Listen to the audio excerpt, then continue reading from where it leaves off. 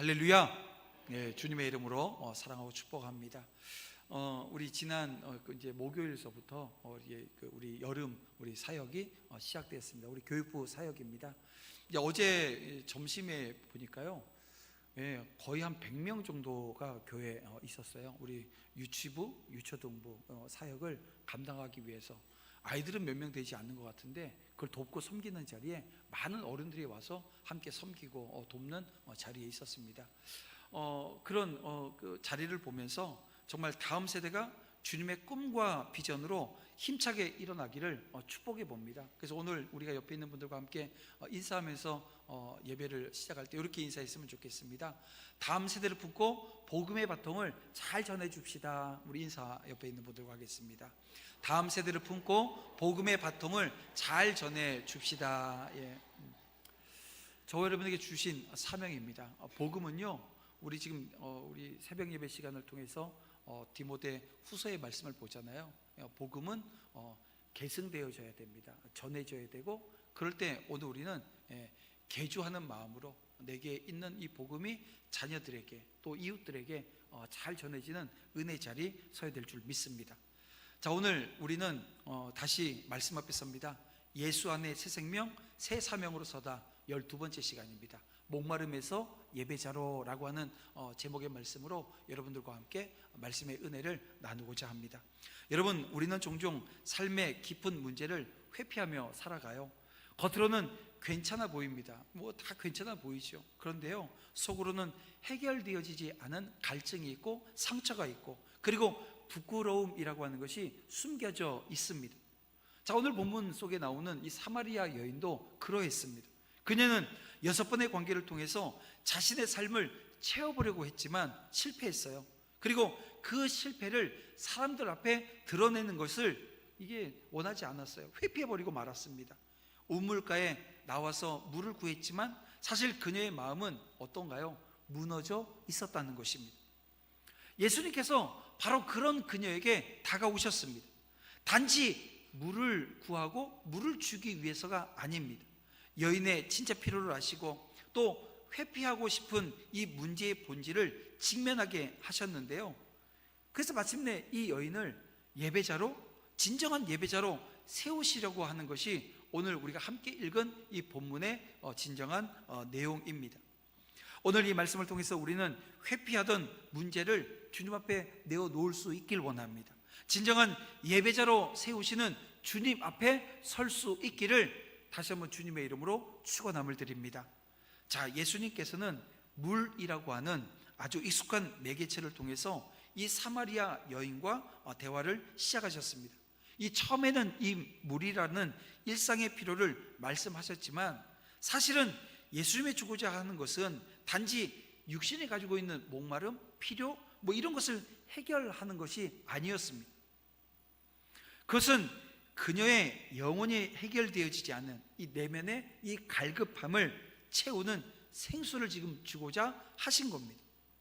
근데 이 여인은 어땠냐면 여전히 그 본질적인 의미를 깨닫지 못했어요. 그래서 오늘 본문 15절에 보니까 이런 얘기를 해요. 주여, 그런 물을 내게 주사 목마르지도 않고 또 여기 물 기르러 오지도 않게 하옵소서라고 이야기를 합니다. 뭐 지금으로 뭐 얘기 좀 바꿔서 얘기하면 뭐 좋은 정수기 하나 집에 놔달라고 지금 이런 얘기 하는 것처럼 들리지 않습니까? 근데 여러분, 이 여인은 이 육체적 필요에만 지금 사로잡혀 있는 거예요. 어쩌면 이런 태도는 오늘을 살아가고 있는 저와 여러분도 뭐 동일한 모습 가지고 있는지 모르겠습니다. 예수님께서 주시는 은혜와 축복을 단지 눈앞의 문제를 해결하기 위한 수단으로 여길 때가 있다는 것입니다. 근데 여러분, 바로 그 순간 예수님은 그녀의 가장 깊고 은밀한 문제를 꺼내 놓으세요. 그래서 오늘 우리가 이 본문을 쭉 읽어 나가면 예수님과 이 여인이 한 번도 이게 주고받는 대화를 보게 되어지면 이게 합이 맞지가 않아요. 티키타카라고 얘기하죠. 주고받고 하는 내용이 있어야 되는데 이 하는 말씀 그리고 하는 내용들이 하나도 연결이 안 됩니다. 자, 보세요. 예수님께서 갑자기 물 기르러 오지 않게 해달라 그랬더니 예수님이 뭐라 그러시냐면 16절에 보니까 가서 내 남편을 불러오라 이렇게 얘기합니다. 이 말씀에 이 여인은 당혹스러웠어요. 그래서 그녀는 아주 급하게 뭐라고 대답하냐 하면 17절에 나는 남편이 없나이다 이런 얘기를 합니다. 그런데요 여러분, 이 답변은 자신의 부끄러운 삶을, 그 모습을 감추고 싶은 것, 더 이상 이 질문을 피하려고 하는 의도가 다분했습니다. 하지만 예수님은 다시 그녀의 깊은 상처를 정확히 건드립니다. 18절, 너에게 남편 5이 있었고 지금 있는 자도 내 남편이 아니니 내 말이 참되도다 라고 말입니다. 예수님께서 이 말씀을 하시는 것은 이 여인을 정죄하기 위해서도 아니고 이 여인을 부끄럽게 하기 위해서도 아니었습니다. 오히려 주님은 그녀의 삶에 가장 깊은 상처 그리고 문제를 드러내서 어떻게 하시겠다는 거예요? 치유하시겠다는 거예요. 회복의 자리로 초대하고자 하시는 겁니다. 성경에 이런 예가 또 있습니다. 우리가 구약성경 창세기를 보게 되어지면 야곱이 나오죠. 여러분, 야곱은 자신의 문제를 회피하고 평생을 도망치는 삶을 살았던 사람입니다. 형 에서를 속이고 아버지를 속이고 더 나아가서 자기 자신을 속이는 그 자리에 서 있던 사람이 야곱이었어요. 그러나 야복강가에서 하나님은 야곱에게 찾아오셔서 어떤 말씀을 하세요? 이름을 묻습니다. 이 창세기 32장 27절인데요 내 이름이 무엇이냐? 아니, 하나님이 야곱의 이름을 몰라서 지금 물으실까요? 여러분, 내 이름이 뭐야? 라고 지금 물으시는 거예요. 이 질문은 야곱에게 있어서 어떻게 보면 본질적인 질문이었습니다. 너는 지금까지 무엇을 위해서 살아왔니? 너는 지금 어떤 사람이냐? 라고 하는 질문인 겁니다. 네 이름이 뭐야? 라고 하는 거죠. 어제도 유치부 아이들이 제 방에 와서 저기 묻더라고요. 목사님 이름은 뭡니까? 이게 1번 첫 번째 저한테 질문이에요. 그래서 제가 따라 해보라 그랬어요. 정태문 했더니 정태문. 애들이 그렇게 정확히 따라 하더라고요. 아마 일주일 지나면 제 이름 잊어버릴 것 같긴 한데 어쨌든 이름이 가지고 있는 네 존재가 뭐냐? 네 이름이 가지고 있는 의미 뭐냐는 거예요. 너 지금 어떻게 살고 있냐고, 너 지금 어떤 사람이냐고 물으시는 거예요. 결국 야곱은 솔직하게 자신을 대면하고 고백을 합니다. 뭐라고 고백하냐면 야곱이니이다 라고 이야기를 하는 거예요. 이 고백을 통해서 야곱은 자기 인생의 이 본질적인 문제와 마주하게 되어집니다. 하나님께서 그를 이제는 축복하시는데요, 뭐라고 축복하시냐면 그 다음 절에 보니까 이런 얘기를 하세요. 이제는 이스라엘이라 부를 것이다고, 이 이름을 야곱에서 이스라엘로 바꿔주십니다. 그는 자신의 본질적인 문제를 직시했을 때 새로운 정체성, 새로운 축복의 자리에 서게 되었던 것입니다. 여러분, 오늘날 우리에게도 주님은 동일하게 요구하십니다. 내가 진정으로 원하는 게 무엇이니? 너는 진정 가지고 있는 가장 상처와 문제 뭐냐고 지금 물으십니다. 여러분, 이 질문 앞에 더 이상 문제를 회피하거나 가면을 쓴 채로 살 수 없음을 여러분 기억하시길 바랍니다. 주님은 우리가 본질을 회피하고 껍데기만의 신앙생활 계속해 나가기를 원하지 않으신다는 거예요. 여러분, 진실 앞에 선다는 게 여러분 어떤가요? 두려운 일 아닙니까? 그렇습니다. 정말 두려운 일이 진실 앞에 서는 겁니다. 그러나 주님은 그 진실 앞에 우리를 세우심으로 우리의 삶이 회복되어지기를 원하시는 거예요. 주님께 솔직히 나아갈 때 우리에게 주어지는 축복이 있습니다. 어떤 축복입니까? 진정한 그 자유를 누리게 되어집니다. 참된 회복을 경험하게 되어집니다. 여러분, 그 자리가 은혜의 시작인 것입니다. 우리의 아픔과 상처를 주님께 드릴 때 주님은 그 상처를 어루만지시고 치유하시고 더 나아가서 새로운 사명을 저와 여러분에게 주세요. 결국 뭡니까? 우리 하나님이 나를 인도해 주신다는 거예요.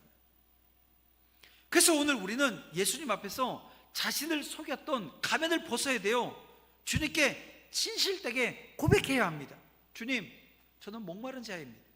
저는 여전히 해결되어지지 않은 아픔이 있고 갈급함이 내게 있습니다. 이제 주님께 내 모든 문제를 솔직히 내려놓습니다. 주님, 저를 회복시켜 주세요 라고 하는 이 간절함이 배어있는 기도의 자리에 서야 하는 것입니다. 그리고 이 진실된 고백으로 나아갈 때 주님께서는 오늘 나를 만져주세요. 그 만져주심이 치유하심이고, 그 만져주심이 진정한 예배자로 세우시며, 그 만져주심이 하나님의 자녀로 살아갈 새로운 정체성을 허락해 주시는 겁니다. 이 시간 우리가 그 주님 앞에 오늘 피 묻은 오른손으로 내 영혼을 만져주시는 그 주님 앞에 여러분 설 수 있기를 소망해 봅니다. 지지 앞에 섰을 때 임하는 주님의 축복은 여러분 우리가 가히 여러분 상상할 수 없는 놀라운 것임을 알기에 그 자리에 서서 경험하시기를 다시 한번 주님의 이름으로 축원함을 드립니다. 자신의 부끄러운 삶이 예수님께 고스란히 드러나 버렸어요. 그러자 여인은 당황해서 재빨리 화제를 돌려버립니다. 갑자기 그녀는 매우 종교적이고 신학적인 논쟁 하나를 꺼내놓습니다. 자, 20절 말씀입니다. 우리 조상들은 이 산에서 예배하였는데 당신들의 말은 예배할 곳이 예루살렘에 있다 하더이다 라고 이야기를 합니다. 아니, 물 얘기하다가 남편 얘기하다가 이제 무슨 얘기하고 있어요? 갑자기 이 종교적인 논쟁, 이 예배에 대한 이야기를 지금 꺼내놓습니다. 이 여인의 말을 우리가 언뜻 보게 되어지면 참 경건한 신앙인의 질문 같아 보입니다. 하지만 실제로는 예수님과 나누고 있었던 이 본질적 문제를 회피하기 위해서 지금 꺼내놓은 아주 교묘한 핑계일 뿐입니다. 자신의 깊은 내면의 문제를 직면하고 고백하기가 두려우니까 오히려 형식적이고 이 종교적인 논쟁을 제기해서 문제를 덮으려 하는 거예요. 저도 가끔 그런 경험들을 합니다. 제가 어디 가서 예수 믿으세요 하게 되어지면 뭐라 그러냐 하면 예수 믿으세요. 얼마나 좋은지 몰라요. 예수 믿고 정말 함께 신앙생활 하면서 은혜를 다시 한번 누리길 원합니다. 그러면 뭐라 그러냐면 교회 다니는 사람들이 말입니다. 참 못 쓸 사람들이 너무 많다고. 자기 지금 새 들어 사는데 주인이 얼마나 못 됐는 줄 아냐고. 근데 알고 봤더니 장로라고. 장로님들은 건물 가지면 안 되겠더라고요. 그런 식으로 해서 회피를 해요. 근데 여러분, 그건 이제 믿지 않는 사람들의 회피고, 우리 믿는 사람들이 어떤 회피를 하는지 제가 두 가지 예를 들어볼게요. 하나님께서 오늘 우리의 삶에 용서하지 못한 사람을 용서하라고 말씀하실 때가 있습니다. 자, 그러면 오늘 우리는 그때 어떤 핑계를 대나요? 하나님, 저는 저 사람 용서할 수 없어요. 왜냐하면 저 사람은 진정으로 회개하지 않았기 때문입니다. 뭐 이런 얘기를 해요.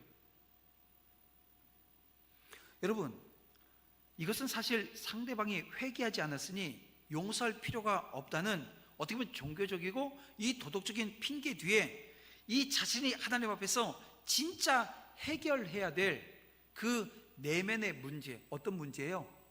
미움이라고 하는 문제. 그리고 이 미움이 뭘로 지금 커져 있어요? 교만이라고 하는 문제. 이게 이 본질적인 문제입니다.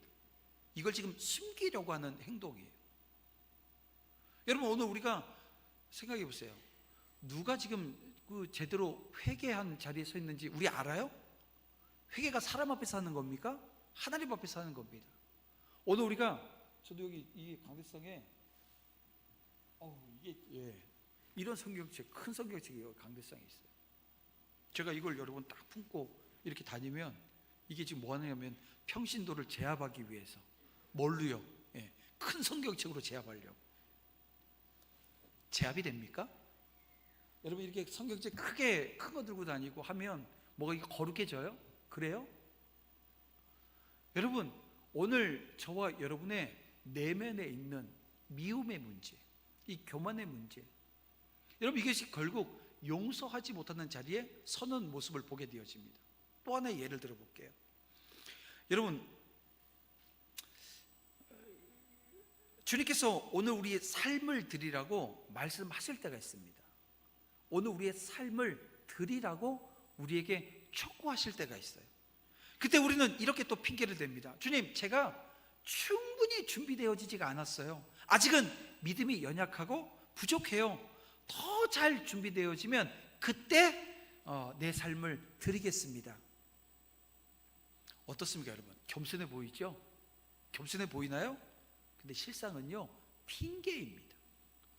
사실은 하나님께 온전히 헌신하고 싶지 않은 오늘 우리 안에 내면에 어떤 문제가 있냐면 욕심의 문제가 여기 또 자리 잡고 있는 거예요. 또 불순종의 문제가 자리 잡고 있는 거예요. 근데 이걸 어떻게 표현했어요?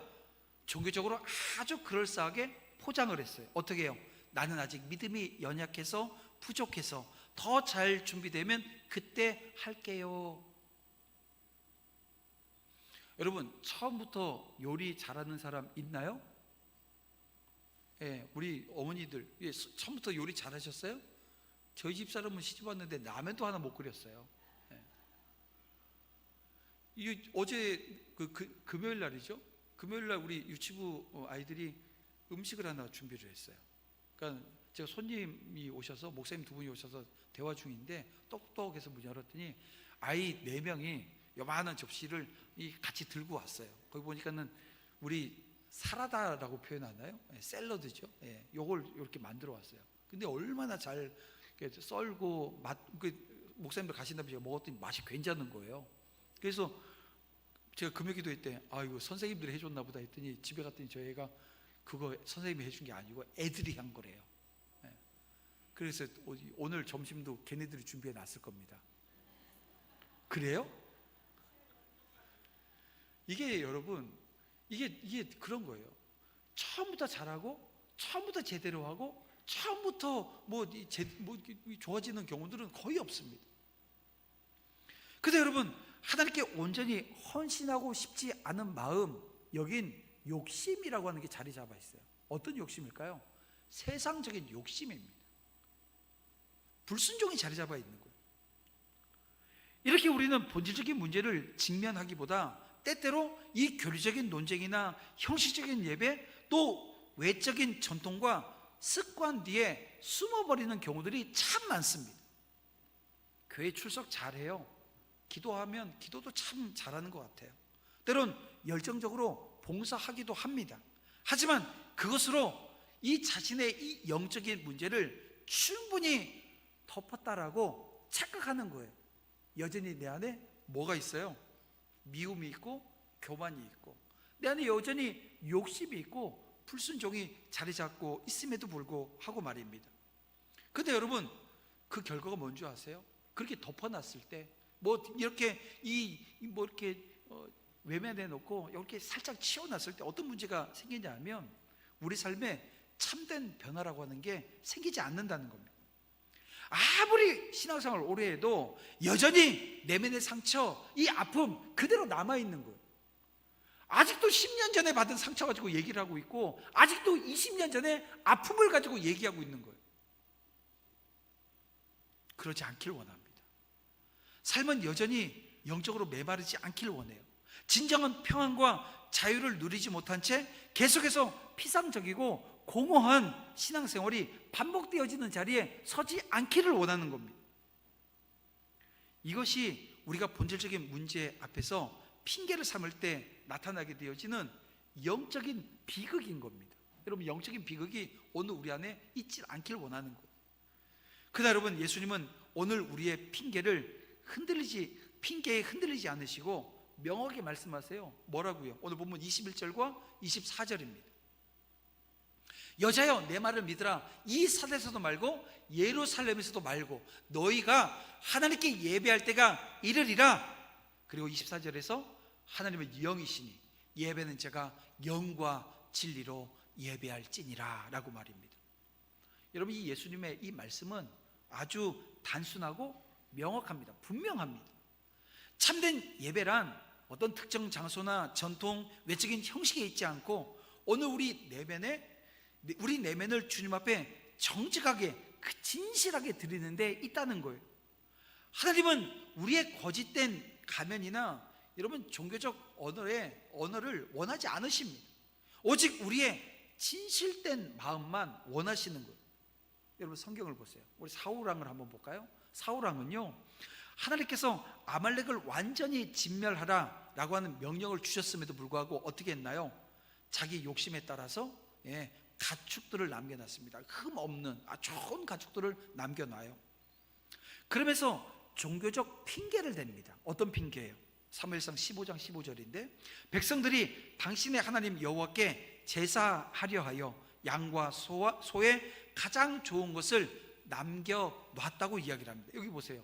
백성이 여호와께 제사하려고 가장 좋은 것을, 이게요 그럴듯하잖아요. 하지만 하나님께서는 사무엘 선지자를 보내서 이런 말씀을 주십니다. 순종이 제사보다 낫고 듣는 것이 순양의 기름보다 나으니 왕이 여호와의 말씀을 버렸으므로 여호와께서 왕을 버려 왕이 되지 못하게 하셨나이다. 사울왕이 BC 1010년에 하나님께서 그를 이스라엘 왕으로 삼으셨어요. 그리고 40년 동안 통치하게 되어집니다. 요 시점이 언제냐면 통치하고 왕이 되어진 지 딱 2년 됐을 때 일어난 사건이에요. 그리고 38년 동안 하나님께서 버린 왕으로 자기 소견에 오른 대로, 그게 여전히 어느 시대를 살고 있어요? 사사시대를 사는 그 왕의 자리에 서 있었던 그 사울을 보게 되어집니다. 이 종교적 핑계는 결국 사울의 인생을 비극으로 몰고 갔어요. 본질적인 문제를 회피하고 종교적인 핑계를 삼으면 결국 여러분 영적인 몰락과 고통을 경험할 수밖에 없다라고 하는 것을 이 사울 왕을 통해서 오늘 우리가 알게 되어집니다. 그래서 여러분 더 이상 이 본질적 문제 앞에서 핑계대고 회피하지 않기를 원합니다. 예수님은 사마리아 여인의 질문을 회피하지 않으셨어요. 오히려 예배의 본질을 더 명확하게 말씀하십니다. 21절과 23절입니다. 여자여 내 말을 믿으라. 이 산에서도 말고 예루살렘에서도 말고 너희가 아버지께 예배할 때가 이르리라. 아버지께 참되게 예배하는 자들은 영과 진리로 예배할 때가 오나니 곧 이때라 라고 말입니다. 예수님께서 말씀하신 예배의 본질은 형식에 있지 않습니다. 장소에 있지도 않습니다. 하나님을 향한 진실한 마음과 이 진리에 기초한 믿음으로 나아가면 되는 거예요. 또 성경 속에서 한 예를 떠올려 보십시다. 이 다윗 왕을 또 한번 대비해서 봤으면 좋겠어요. 다윗은 하나님의 법궤를 예루살렘으로 옮길 때 하나님 앞에서 온 힘을 다해서 춤을 추며 예배했습니다. 이 사무엘 하 6장에 나오는 내용입니다.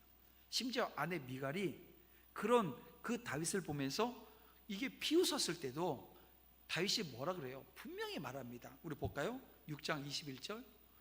내가 여호와 앞에서 뛰놀리라. 내가 이보다 더 낮아져서 스스로 천하게 보일지라도. 아니 지금 막 춤추고 있는데요. 아니 이게 어떻게 춤을 췄길래, 여러분 생각해 보세요. 어떤 춤을 췄을까요?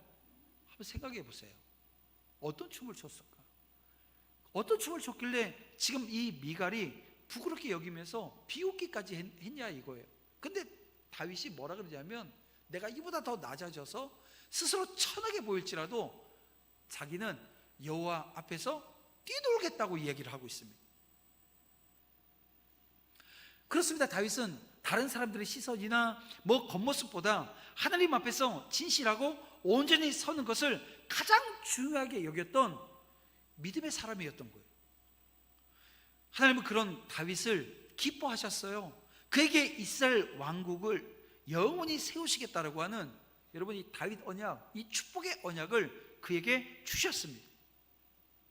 자, 그러면 여러분 오늘 저와 여러분이 참된 예배자, 진정한 예배자로 서야 되는데요, 진정한 예배자로 살아간다라고 하는 것이 무엇을 의미하는 걸까요?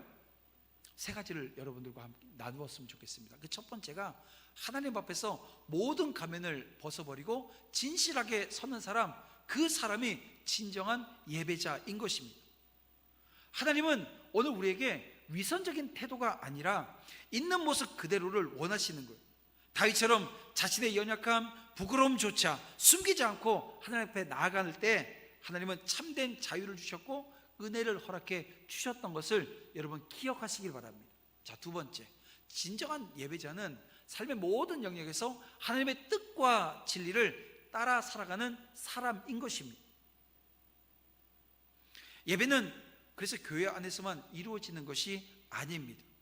우리의 일상, 그리고 가정, 직장, 모든 자리에서 하나님의 뜻을 실천하는 삶이 진정한 예배인 거예요. 그래서 로마서 12장 1절에서 뭐라고 말씀하세요? 너희 몸을 하나님이 기뻐하시는 거룩한 산 제물로 드리라. 이는 너희가 드릴 영적 예배니라 라고 말씀하십니다. 하나님께서는 저와 여러분의 모든 삶이, 전 삶이 하나님의 영광을 위한 제물 되어지기를 원하시는 거예요. 여러분, 그 삶의 자리에 서시기를 주님의 이름으로 축원합니다. 마지막 세 번째, 진정한 예배자는 세상에 영향을 끼치는 복음의 증인이 되어집니다. 예배는 여러분 우리를 변화시켜 놓습니다. 예배는 저와 여러분의 삶의 자리를 바꾸어 놓아요. 사마리아 여인이 예수님을 만나서 진정한 예배자로 회복되어졌을 때 그녀가 한 행동이 무엇입니까? 그녀는 지금 뭐하러 왔어요? 물 들어 왔어요. 이 물동이 들고 왔는데 물동이를 던져버립니다. 동네로 달려가서 사람들에게 외쳐요. 뭐라고요? 29절, 내가 행한 모든 일을 내게 말한 사람을 와서 보라. Come and see. 여러분, 이 와서 보라라고 하는 이 전하는 자리에 서게 되어집니다. 그는 그리스도가 아니냐라고 하는 이 말을 통해서 여러분, 이 사마리아의 많은 사람들이 예수님을 믿게 되었습니다. 참된 예배자는 예배자의 삶은 자신뿐만이 아니라 주변을 변화시켜요. 하나님 나라를 확장하는 그 은혜를 경험하게 되는 것입니다. 놀라운 축복을 경험하게 되어지는 것입니다. 마침내 예수님은 자신을 명확하게 계시하십니다. 26절에 보니까 내가 말하는 내가 그라라고 하는 이 말씀을 주세요. 여러분, 이 표현은 출애굽기에서 하나님께서 모세에게 어떤 말씀을 주십니까? 나는 스스로 있는 자라, 에고 에이미라고 하는 이 말씀을 통해서 계시하셨던 그 계시와 연결되어집니다. 예수님은 자신이 바로 영원하신 하나님 메시아이심을 선포하셨던 겁니다. 얘는 이제 진정한 예배의 대상이 누구인지 분명히 알게 되었습니다. 사랑하는 성도 여러분, 오늘 우리에게도 예수님은 동일하게 말씀하십니다. 나는 내가 예배하는 하나님이니라. 내 삶의 중심에 나를 두고 영과 진리로 예배하는 참된 예배자가 되라고 주님이 지금 우리에게 말씀하시는 거예요. 그래서 여러분, 참된 예배자로 사는 삶이라고 하는 것은 우리의 문제, 우리의 상처를 주님께 아주 진실하게 내려놓고 주님의 뜻에 따라 진리 가운데 살아가는 것입니다.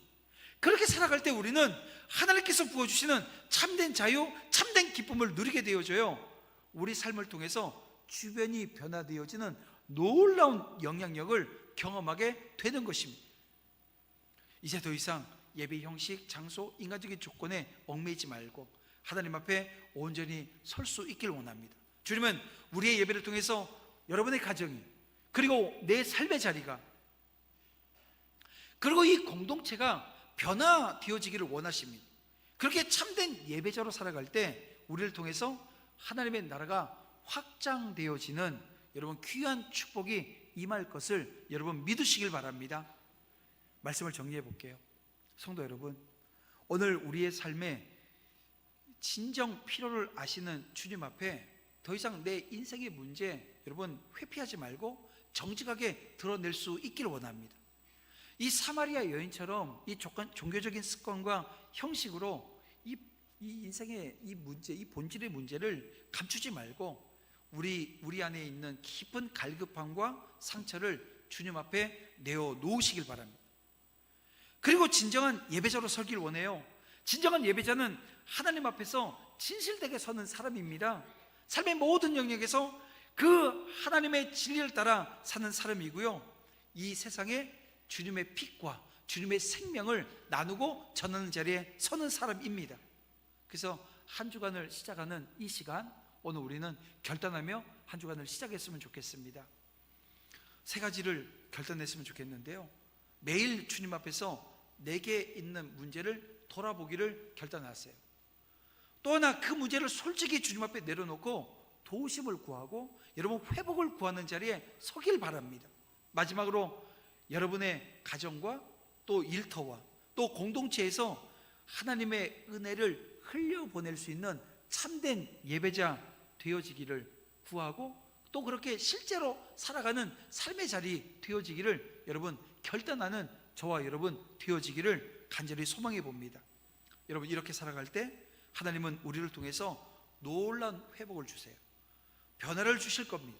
여러분, 이 한 주간 진정한 예배자의 축복을 우리 함께 경험할 수 있기를, 그리고 모두가 그 예배자 되어서 마지막 때에 주님께서 찾는 한 사람 되어지는 은혜가 있기를 주님의 이름으로 축원합니다.